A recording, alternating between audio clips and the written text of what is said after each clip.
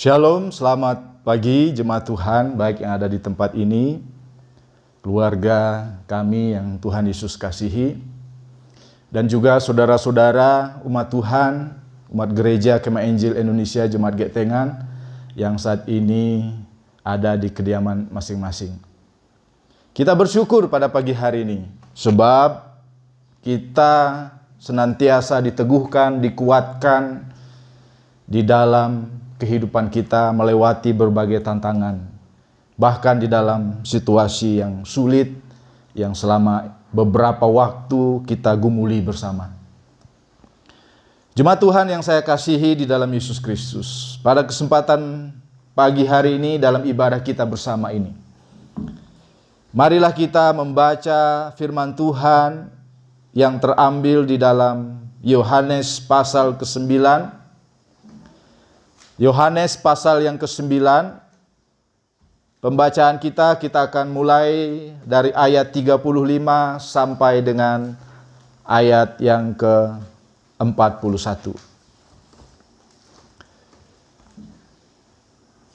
Sebelum kita membaca firman Tuhan, marilah kita berdoa. Kembali kami naikkan syukur kami kepadamu ya Tuhan, Firman yang hidup, Yesus Kristus, Tuhan dan Juru Selamat kami. Engkaulah yang menuntun kehidupan kami di dalam kuasa firman-Mu. Karena itu Tuhan, kuatkan dan teguhkanlah kami semua hamba-hamba-Mu, supaya kami senantiasa tunduk dan taat di dalam kehidupan melayani Tuhan. Kami berserah pemberitaan firman pada pagi hari ini di dalam kuasa Yesus Kristus, di dalam pimpinan Roh Kudus, berlaku atas kami semua, sehingga kami terus teguh berdiri menjadi saksi-saksi Tuhan. Dalam nama Yesus, firman yang hidup kami mengucap syukur. Amin. Marilah kita membaca beberapa ayat yang sudah kita buka bersama. Yohanes pasal yang ke-9,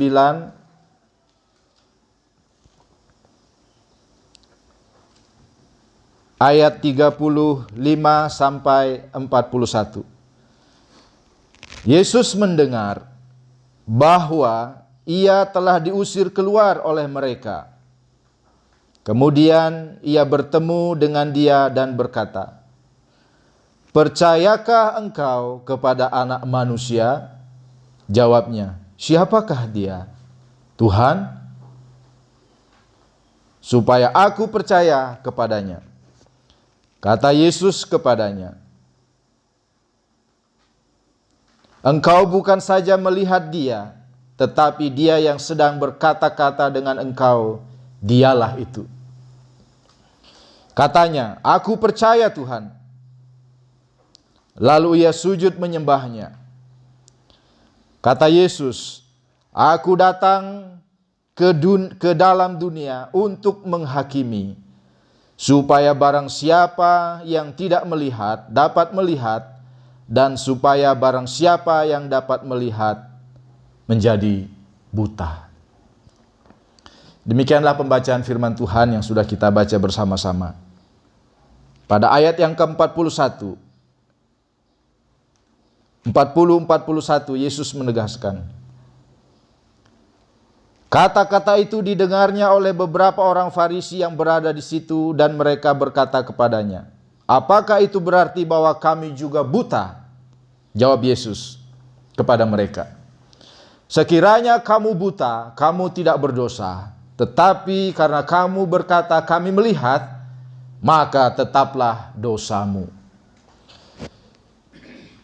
Berbahagialah kita semua yang di dalam kehidupan kita sebagai orang percaya, kita terus menaruh harapan kepada Yesus Kristus, firman yang hidup, sebagai sumber atas segalanya dalam hidup kita. Amin. Pada pagi hari ini, jemaat Tuhan yang saya kasihi di dalam Yesus Kristus, kita akan belajar satu tema dalam firman Tuhan, pemberitaan firman Tuhan pagi hari ini, yaitu senantiasa hidup dalam penghakiman Yesus. Hidup dalam penghakiman Yesus. Jemaat Tuhan yang saya kasihi di dalam Yesus Kristus, pada ayat yang ke-39, kata Yesus, "Aku datang ke dalam dunia untuk menghakimi, supaya barang siapa yang tidak melihat dapat melihat, dan supaya barang siapa yang dapat melihat menjadi buta." Saudara-saudara yang saya kasih di dalam Yesus Kristus, apa maksud perkataan Yesus yang Yesus sampaikan kepada seorang buta yang sejak lahir, yang kemudian dalam perkenan Allah di dalam Yesus Kristus, oleh kuasa Yesus Kristus, dia disembuhkan. Orang kemudian bertanya kepadanya, "Bagaimana mungkin engkau bisa disembuhkan?" Ditanya orang tuanya, "Bagaimana anakmu bisa disembuhkan?" Orang tuanya berkata, "Anak saya sudah dewasa, tanyalah langsung kepada dia." Kemudian mereka bertanya, "Bagaimana kamu bisa disembuhkan?" "Yang saya tahu, saya bisa melihat. Sebelum itu saya sejak lahir buta." Kemudian mereka diusir. Dia diusir. Dan Yesus bertemu dengannya. Kemudian Yesus bertanya, "Percayakah engkau kepada Anak Manusia? Siapakah dia itu, Tuhan?" "Dialah yang saat ini, akulah ini yang sedang berkata-kata kepadamu."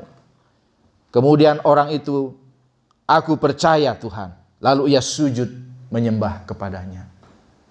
Nah, orang buta tapi melihat. Orang melihat tapi buta. Inilah keadaan kekristenan saat ini.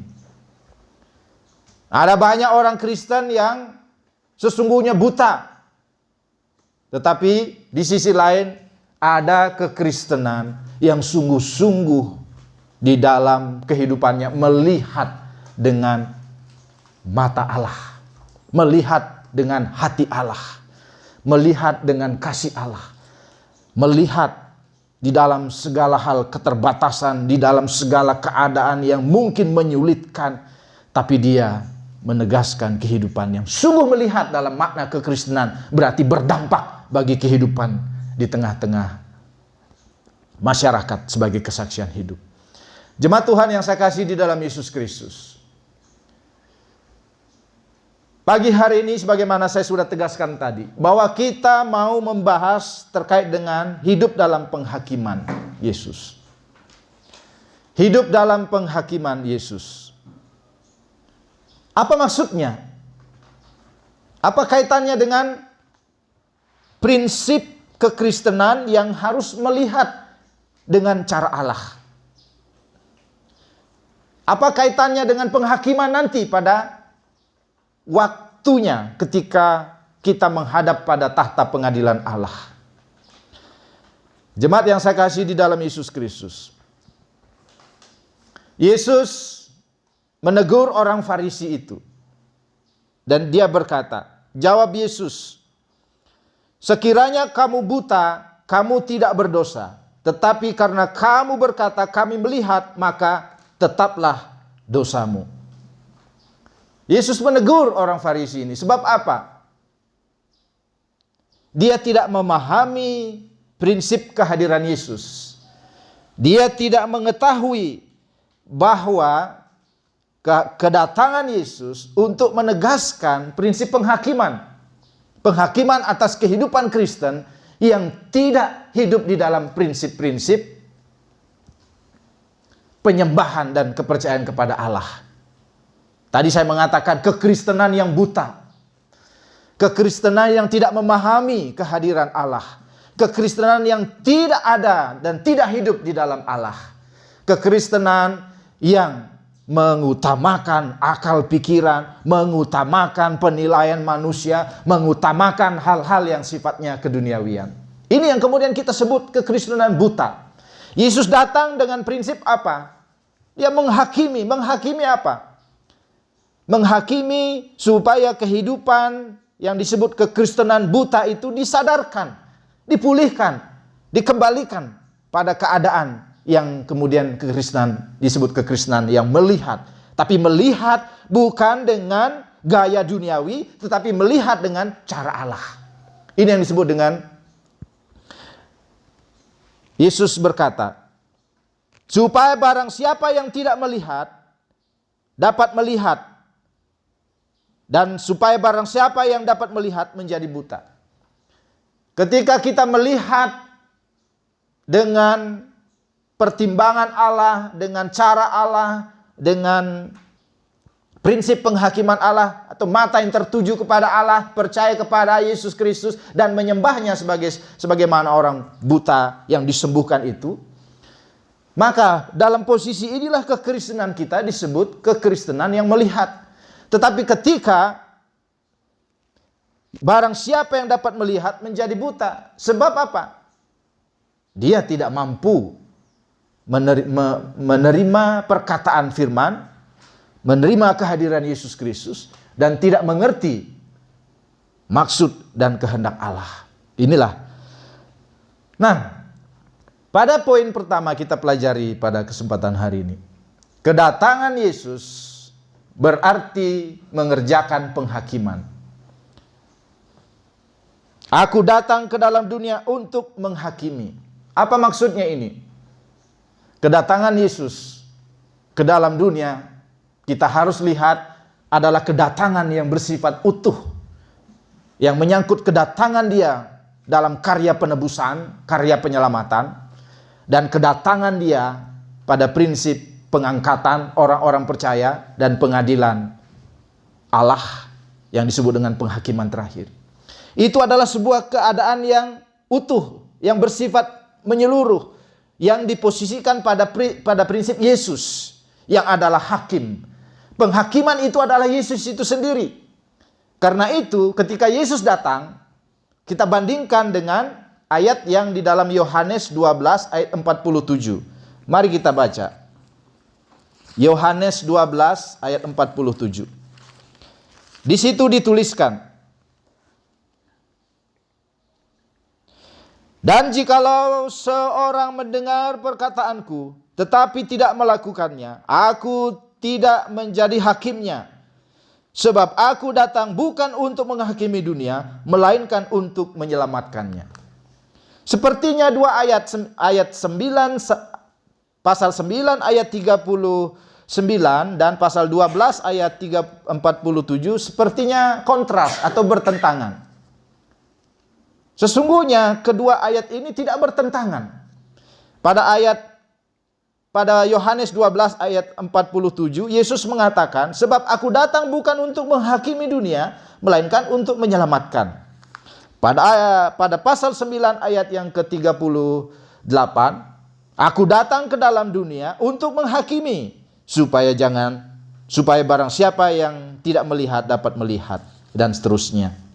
Nah, jemaat Tuhan yang saya kasih di dalam Yesus Kristus, dalam terjemahan yang lain, dalam terjemahan New King James Version, di situ dituliskan Yesus datang demi penghakiman. Jadi lebih tepatnya dengan demi penghakiman. Maksudnya apa ini? Tadi saya sudah mengatakan bahwa Yesus itulah prinsip penghakiman. Jadi kedatangan Yesus ke dalam dunia ini pada penjelasan Yohanes 12 ayat 47 bahwa dia tidak untuk menghakimi dalam makna memberikan penghukuman kepada dunia ini. Tapi dia datang untuk menyelamatkan. Jadi prinsip penghakiman Yesus sesungguhnya, Yesus adalah penghakiman itu sendiri. Yesus adalah hakim sendiri. Ketika dia datang, tentu kedatangannya sama sekali tidak di dalam hal-hal selain karya penebusan, selain karya penyelamatan dan pemulihan pengampunan yang disebut dengan menyelamatkan. Tidak ada hal yang lain yang Yesus kerjakan dalam kedatangannya. Bahwa tujuan kedatangan Yesus Kristus, dia yang adalah hakim dan penghakiman itu sendiri adalah Yesus itu sendiri. Dengan demikian kedatangannya dalam prinsip penghakiman bukan untuk mendatangkan hukuman, tetapi penghakiman yang dimaksud di sini adalah untuk menyelamatkan.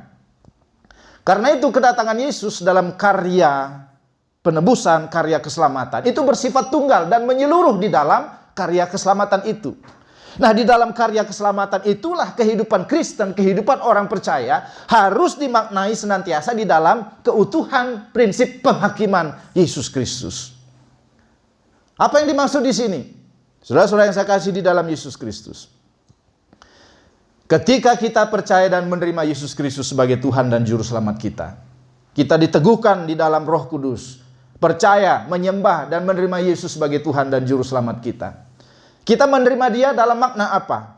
Dalam makna menyerahkan kehidupan kita sepenuhnya pada kehendak Allah, pada keinginan Allah di dalam Yesus Kristus, yaitu hidup di dalam kemuliaan Allah. Apa maksudnya hidup di dalam kemuliaan Allah? Hidup di dalam kemuliaan Allah pada prinsipnya adalah kehidupan yang mengerjakan prinsip keutuhan daripada kekudusan Allah itu. Kuduslah kamu sebab aku kudus. Inilah tantangan kehidupan Kristen. Inilah keharusan kehidupan Kristen dalam keutuhan penghakiman Allah. Kekudusan Allah itulah penghakiman Allah bagi kehidupan kita, semua orang percaya. Ketika kita ada di dalam Yesus Kristus, pada saat itu pula Allah mengerjakan sebuah pola atau tatanan kehidupan baru bagi orang percaya. Yaitu apa? Kekudusan. Kuduslah kamu sebab aku kudus. Pada posisi inilah kekudusan Allah, kemuliaan Allah, itulah realitas kekristenan yang disebut dengan penghakiman. Jadi Yesus datang mengerjakan pemulihan, pengudusan, pembenaran atas kehidupan kita, supaya kita mendapatkan kekayaan kehidupan kekal itu, yang disebut dengan keselamatan. Nah, di dalam keselamatan inilah realitas memuliakan Allah, realitas kekudusan Allah menjadi bagian, dan seterusnya kita kerjakan di dalam kehidupan kita. Nah, pada posisi inilah ketika engkau hidup di dalam Yesus Kristus, ingatlah bahwa seutuhnya hidupmu adalah sebuah panggilan setuju dan mengiyakan dan mentaati apa yang Allah rindukan, apa Allah inginkan, yang tercatat di dalam firman-Nya. Sebab apa? Dikatakan, firman itulah yang menghakimi. Aku tidak menjadi hakimnya, sebab aku datang bukan untuk menghakimi dunia, melainkan untuk menyelamatkannya. Barang siapa menolak aku dan tidak menerima perkataanku, ia sudah ada hakimnya, yaitu firman yang telah kukatakan, itulah yang akan menjadi hakimnya pada akhir zaman. Firman melekat pada keutuhan Yesus Kristus, dan itu artinya melekat pada prinsip kemuliaan, kekudusan, dan prinsip kuasanya. Jemaat Tuhan yang saya kasih di dalam Yesus Kristus, tuntutan hidup kudus tentu kita tidak mampu melaksanakannya. Allah lah di dalam Roh Kudus meneguhkan dan menguatkan kita untuk terus-menerus mempertahankan kekudusan hidup kita.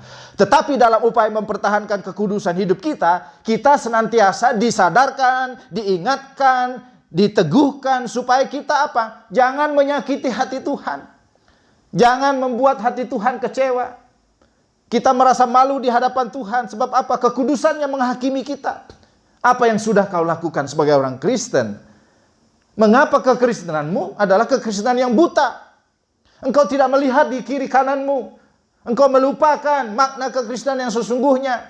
Itu adalah realitas penghakiman kepada kita. Supaya kita apa? Kembali. Supaya kita takut akan Tuhan dalam makna bahwa kita semakin dekat dan semakin hidup berkenan di dalam Tuhan. Saudara yang saya kasih di dalam Yesus Kristus, marilah kita pahami bersama.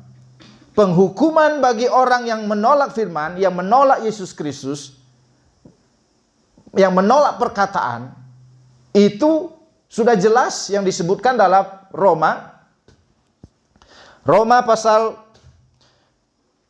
14 ayat 10 sampai 12. Pada waktunya nanti semua orang akan ada di pengadilan Allah, pengadilan Allah, penghakiman terakhir. Semua orang berdiri di hadapannya dan menerima pengadilan Allah, penghakiman Allah. Siapa semua orang ini? Baik orang percaya maupun orang tidak percaya. Tetapi prinsip penghakiman bagi orang percaya bukanlah untuk menjatuhkan hukuman kepadanya, tetapi apa? Sejalan dalam prinsip bahwa kehidupannya telah dipulihkan.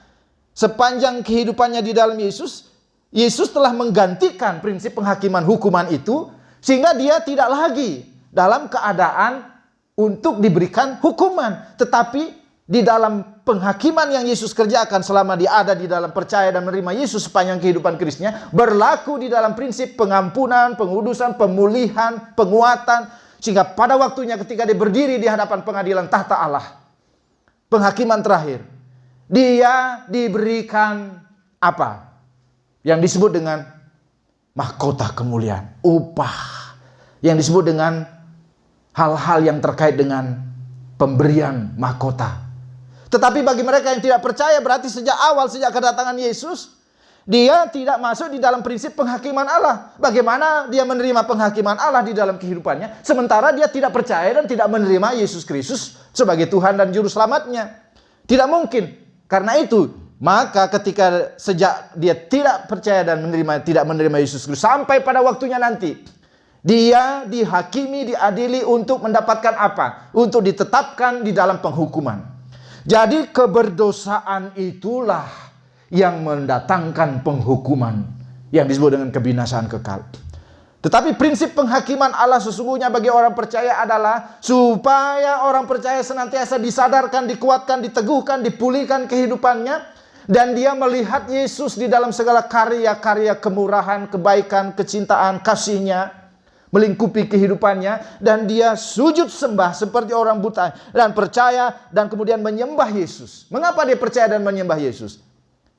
Penghakiman Yesus mendatangkan kesadaran di dalam kuasa Roh Kudus, mengingatkan kita, saya orang berdosa, saya orang yang tidak melakukan kebaikan, kekristenan saya selama ini begitu buta.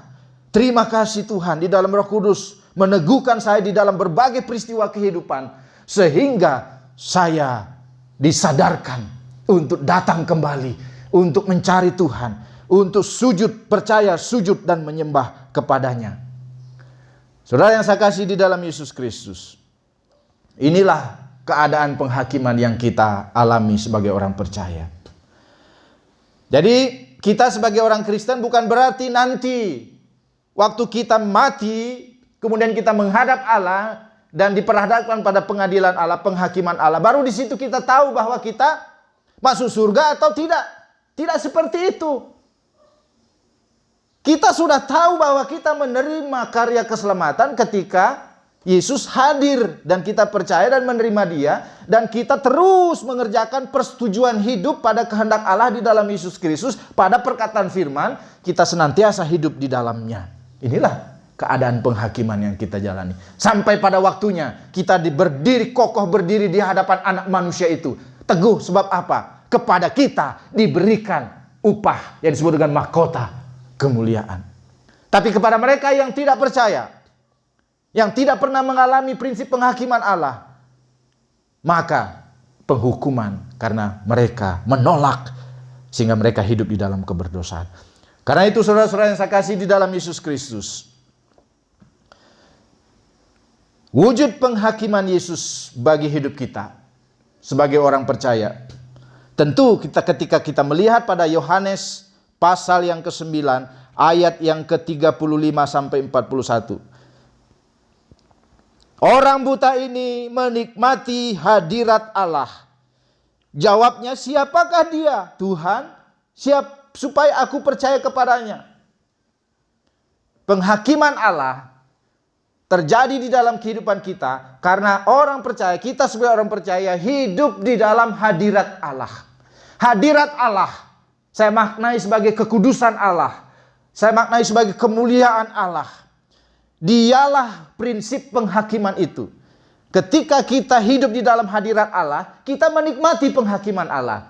Apa maksud penghakiman Allah? Teguran Allah, kasih sayang Allah, pemulihan Allah, kebaikan Allah, kemurahan Allah, penyertaan Allah. Itu semua tujuannya apa? Untuk mendatangkan keselamatan bagi kita. Supaya kita jangan keluar dari hadiratnya. Jangan tinggalkan hadiratnya. Hadirat Allah adalah kekudusan yang menguduskan dan menguatkan kita untuk senantiasa hidup di dalam kekudusan. Mari kita lihat cerita Petrus. Petrus kemudian dibawa oleh Yesus masuk ke hadirat Allah, ke hadiratnya. Yang saya maknai di sini Petrus, Yesus membawa Petrus untuk mengalihkan, untuk membawa perahunya ke tempat yang dalam. Ke tempat yang dalam maksudnya di sini adalah saya maknai sebagai dalam hadirat Tuhan. Semakin dalam di dalam hadirat Tuhan.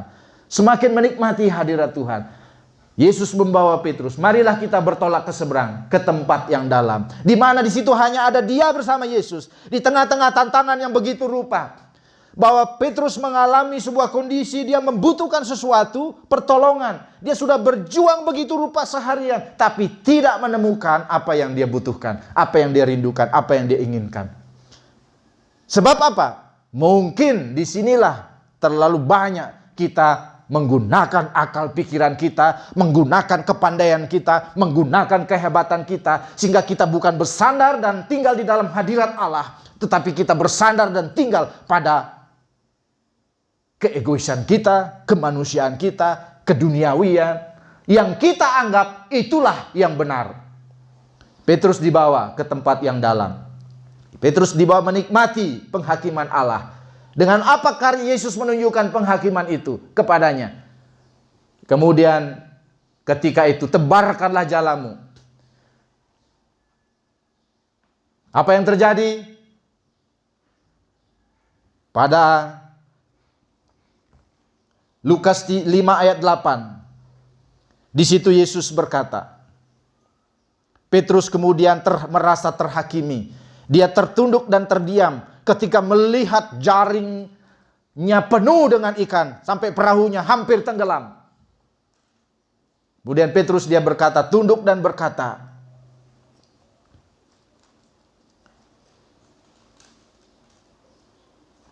pergilah. Mari kita baca. Pergilah dari hadapanku sebab aku ini orang berdosa. Lukas 5 ayat 8. Coba silakan dibaca. Lukas 5 ayat yang ke-8. Ketika Simon Petrus melihat hal itu, ia pun tersungkur di depan Yesus dan berkata, Tuhan, pergilah daripada aku karena aku ini seorang berdosa. Sama seperti orang buta ini. Kemudian dia percaya dan sujud menyembahnya, tersungkur menyembahnya. Petrus tersungkur dan berkata, aku ini orang berdosa. Pergilah, sebab aku ini orang berdosa. Petrus merasa tidak layak.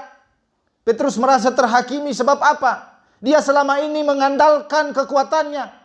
Yesus datang bukan untuk menghakimi dalam menghukum, tetapi untuk menyatakan kasih karunia, pertolongan, kesetiaan. Sehingga di situ kita kemudian disadarkan betapa Allah mengasihi kita. Sehingga kita merasa tidak layak. Kita takut bertemu dengan Tuhan. Sebab apa? Kita sudah mengecewakan Dia.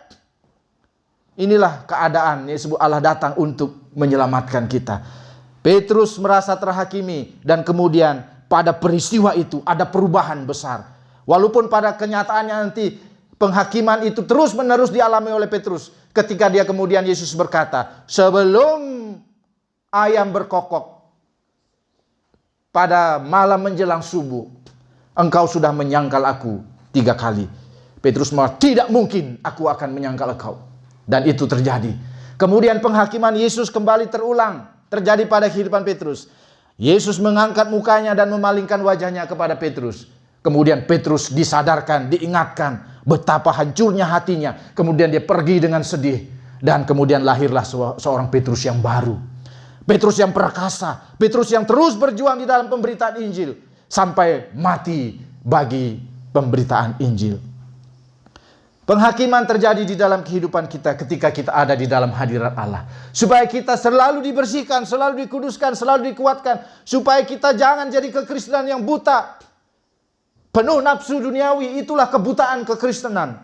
Tetapi kita harus melihat dengan cara Allah. Memahami dengan apa yang maksud hati Allah. Kita harus sesuai dengan cara pikir Allah. Ayat 35-41 menegaskan. Jika engkau barang siapa yang dapat melihat menjadi buta. Yang mengatakan dapat melihat itu ketika engkau melihat secara kemanusiaan. Sering kita mengandalkan penglihatan kita secara kemanusiaan. Sesungguhnya itu menegaskan tidak sejalan dengan apa yang Tuhan kehendaki.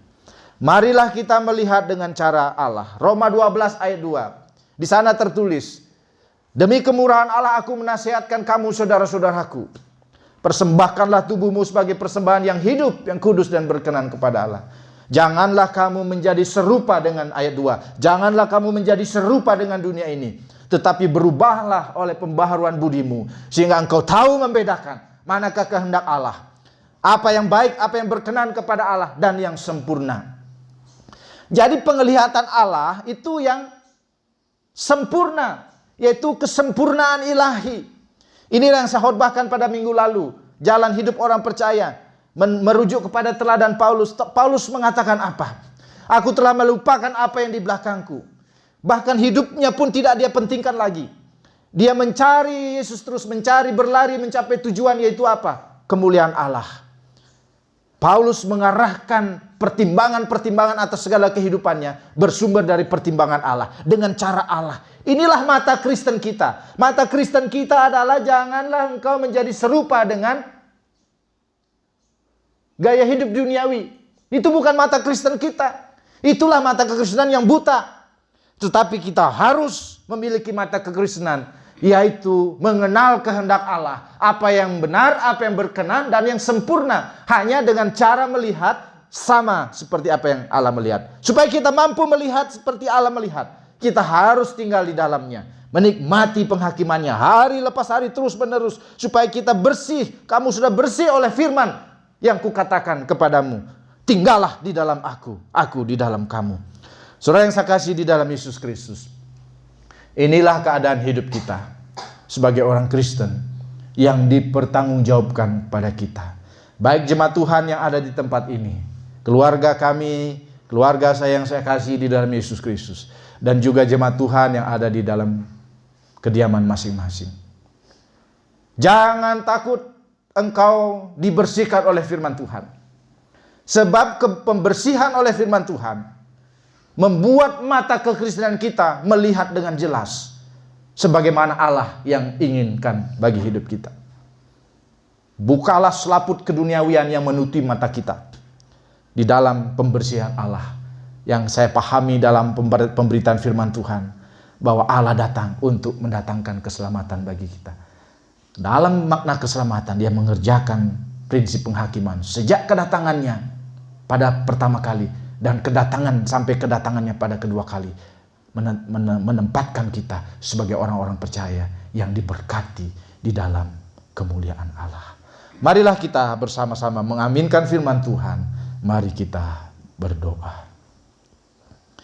Bapa di surga, di dalam Yesus Kristus, Engkaulah pusat kehidupan kami, yang kepadamu kami menyerahkan seluruh kehidupan kami di dalam karya Allah, di dalam penghakiman Allah yang berlaku terus-menerus di dalam kehidupan kami, supaya kami tidak kehilangan berkat sukacita, pengampunan kasih sayang, pengudusan yang terus bersumber dari Allah, sehingga pada waktunya ketika kami menghadap pada pengadilan Allah, pada penghakiman terakhir, kami mendapatkan mahkota kemuliaan.